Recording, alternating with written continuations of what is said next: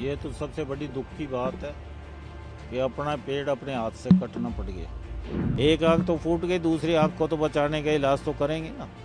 किसी चीज का पश्चाताप हुआ कि तूने कन्यावध कर दिया, ये हुआ तो हुआ कैसे, उसे खुद नहीं पता। ये तो सबसे बड़ी दुख की बात है कि अपना पेड़ अपने हाथ से कटना पड़ गया, कि अपना पेड़ अपने हाथ ने ही काट दिया। तो ये तो सबसे बड़ी दुख की बात है। हम सबको इस चीज़ का दुख है और हमें इस चीज़ को अच्छा नहीं मानते। खुद उसके पापा को भी बाद में हरकत करने के बाद उसे भी दुखी है।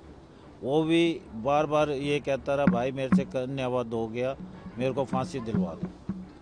ऐसा थाने में भी कहा उसने कि मेरी ऐसी रिपोर्ट बनाओ कि जो मेरे को कानून फांसी चढ़ा दे। सर, जब की घटना है आप कहाँ थे सर? आप जब पता चला, कैसे, कब पता चला आपको? घटना का पता होता है कौन सी घटना किस टाइम घटे?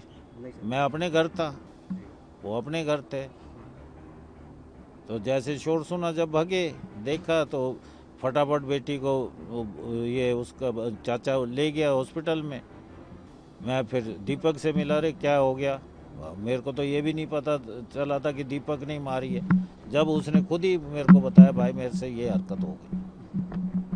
इस मामले में सबसे बड़ा सवाल अभी भी यही है कि आखिर ऐसा क्या हो गया कि पिता को अपनी ही बेटी पर गोली चलानी पड़ी? क्या कुछ उस वजह के बारे में आप बता सकते हैं? उस चीज़ का सिर्फ दीपक के अलावा कोई भी नहीं बता सकता। कुछ आपकी बात दीपक से कोई खूब हमने पूछ लिया, खूब पुलिस वालों ने भी पूछा, उन्होंने भी खूब उससे पूछा कि भाई बता दे। कह लगा जी बस मेरे से कन्यावध हो गया और मेरी रिपोर्ट बस वही रिपीट एंड रिपीट कि मेरे को फांसी दे दो। सर, क्योंकि जब हमने लोगों से बात की तो उन्होंने कहा कि हमेशा साथ रहते थे, पूरा बचपन से लेकर अब तक उसको यहाँ तक पहुँचाने में बहुत बड़ा हाथ, या लगभग पूरा हाथ उनका रहा था। बिल्कुल बहुत हाथ रहा उसका।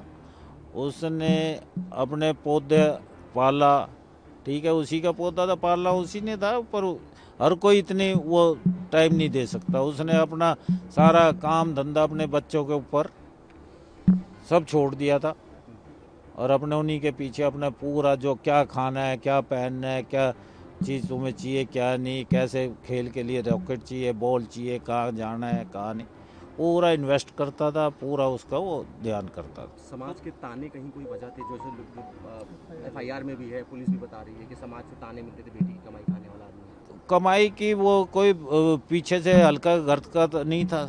सोने की चम्मच नहीं तो चांदी की चम्मच लेके तो पैदा हुआ था वो। बेटी की कमाई तो जब हो ना, जब पहले भाई कोई कमाने वाला ना हो या पहले कुछ ना देखा हो, ऐसी कोई बात नहीं। सर, अब आगे की जो कानूनी लड़ाई आपको लड़नी पड़ेगी। वो तो लड़ेंगे साहब, बेटी भी गई है और भाई वो तो भी लड़ेंगे। एक आंख तो फूट गई, दूसरी आंख को तो बचाने का इलाज तो करेंगे ना। सर, आप बड़े भाई हैं तो क्या कभी दीपक ने आपसे कुछ जिक्र किया कि जिक्र हो जा सुनती? जिक्र ही तो नहीं करा। जिक्र करता तो शायद ये हरकत ही नहीं होती। मेरे से नहीं, अपने हमसे किसी से भी नहीं करा उसने, कोई जिक्र नहीं हुआ। सर, आप उनसे मिले तब उनको पश्चाताप इसी चीज का होगा और किस चीज का पश्चाताप होगा? इसी चीज का पश्चाताप हुआ कि तूने कन्यावध कर दिया, ये हुआ तो हुआ कैसे, उसे खुद नहीं पता। खुद उसको ये नहीं पता कि कितनी गोली लगी, कितनी नहीं लगी। सर, राधिका की मां से आपकी बात हुई हो कि नहीं जी, उनसे कोई उनसे कोई अभी तक बात नहीं हुई। हमारे परिवार में पर्दा है तो अभी तक कोई बात हुई नहीं और वो शौक में है, तो इसलिए ज़्यादा वो कुरेदने की मैं ये समझता हूँ कि ज़रूरत नहीं। और अब आप सबसे रिक्वेस्ट है कि बस इसको आज के बाद प्लीज़, भाई जो सच्चाई है ना वो है, इसमें कोई वो नहीं है, कोई झोल नहीं है, कोई अगर क्या नाम है, उसने गलत हरकत करी है, अगर क्या करी है गलत हरकत, तो उसको जैसे कानून सजा देगा हमें मंजूर है।